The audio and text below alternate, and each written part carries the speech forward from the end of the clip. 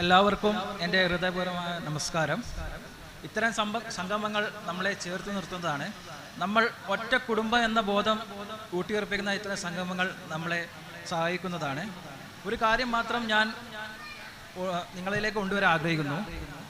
നമ്മുടെ പ്രിയ സഹോദരങ്ങൾ പലരും ഇന്ന് യുദ്ധത്തിൻ്റെ ഭീഷണിയിൽ അവരുടെ ഭീതിജനകമായ സാഹചര്യങ്ങളിലേക്ക് കടന്നു പോകുന്നതാണ്.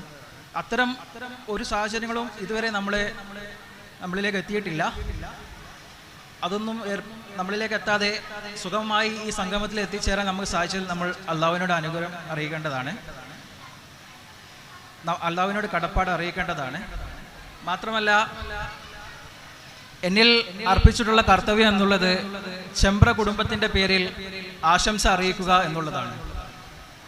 ഇവിടെ എത്തിച്ചേർന്നിട്ടുള്ള എല്ലാവർക്കും എൻ്റെ പേരിലും ചെമ്പ്ര കുടുംബത്തിൻ്റെ പേരിലും ഞാൻ ആശംസകൾ അർപ്പിക്കുന്നു. നമസ്കാരം.